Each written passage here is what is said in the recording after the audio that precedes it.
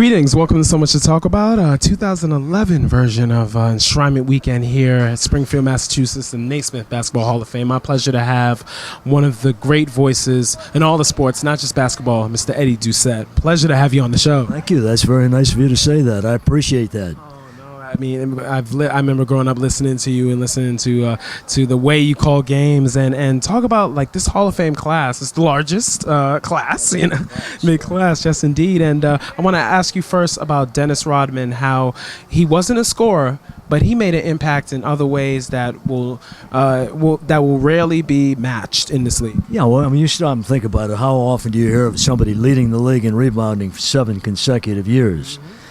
I always like to measure a man's value and his accomplishments by the kind of teams that he played on. He played on 5 world championship teams. Yes. That's saying a lot. So you can't take away the fact that this man could play the game of basketball at the defensive end in particular. And, there's not a lot of that, where you would call somebody a defensive specialist. Dennis Rodman was, and so therefore I'm one of those that feels like he really belongs in the Hall of Fame. He's a quirky guy, but he has established an identity, and he feels as if he's got to live up to that. And so we're expecting some pretty bizarre outfit to come out tonight, but nonetheless, he is an accomplished basketball talent. I wanted to ask you about Artis Gilmore. How underrated is he? Because the accomplishments in the ABA that he had, but also in the NBA, the quintessential center, post-up center, how you're supposed to play the position. So talk about how his impact has. Why has it been underappreciated? Well, he wasn't a flashy player. He was a huge man and a very quiet and a very wonderful guy. And because he wasn't one of these outspoken individuals and just went about doing his work, he didn't really get the kind of notoriety that you would expect a big man of that ability to get. I'd say that Arvydas Sabonis is very similar. Sabonis, I spent time with him in Portland when he was with the Trailblazers. He was a sensational talent. And I would love to have seen him, not to take away from your comment about Artis, but I would love to have seen him play when he was younger and healthy. He actually played on one leg when he came to the NBA. I think Sabonis is among the top 5 greatest centers of all time. And I don't think Artis is very far off that list either. Artis was an unselfish man. He knew he had talent around him. He played with the great Dan Issel down in Kentucky in the ABA. Played with some great players with the Chicago Bulls. And Artis was always and he was the kind of man that would give it up, let the other guys do what they did in order to get the win. And so I'm a big Artis Gilmore fan, and another fellow that I think is way overdue in getting into the Hall of Fame. When you talk to the man, you understand what kind of an individual he is. He's a terrific guy, terrific human being.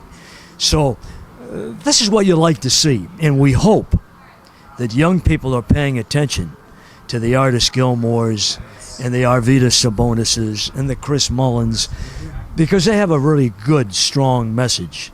And if you pay attention to people like that, really good to model yourself after those kind of individuals. Wow. And one more question. Chris Mullin shooting over 50%, and he was a perimeter shooter. And do you think one of the great shooters ever, most accurate shooters in the history of the NBA, right? Well, I would say, I mean, hey, look, this is a man that was the unprecedented Big East Player of the Year 3 years in a row.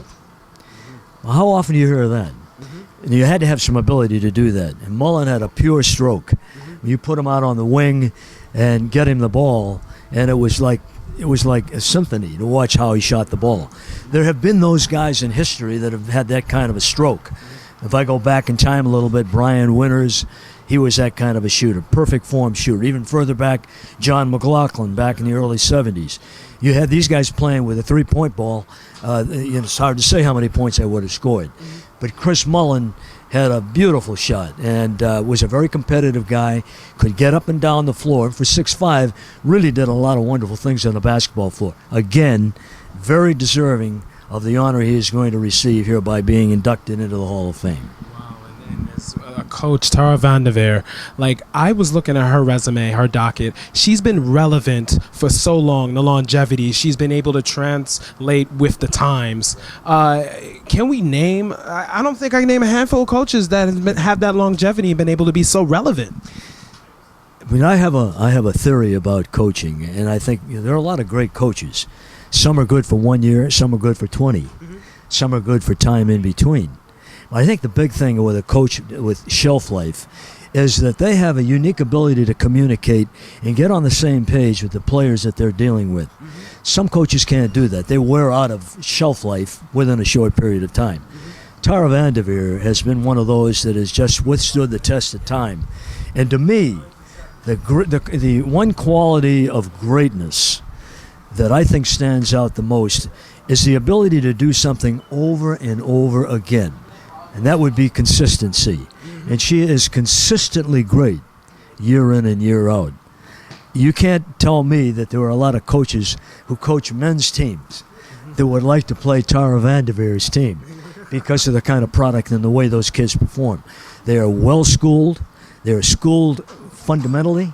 And when they take the floor, you know you're going to get a quality performance, not a lot of turnovers, and it's a pleasure to watch that kind of basketball.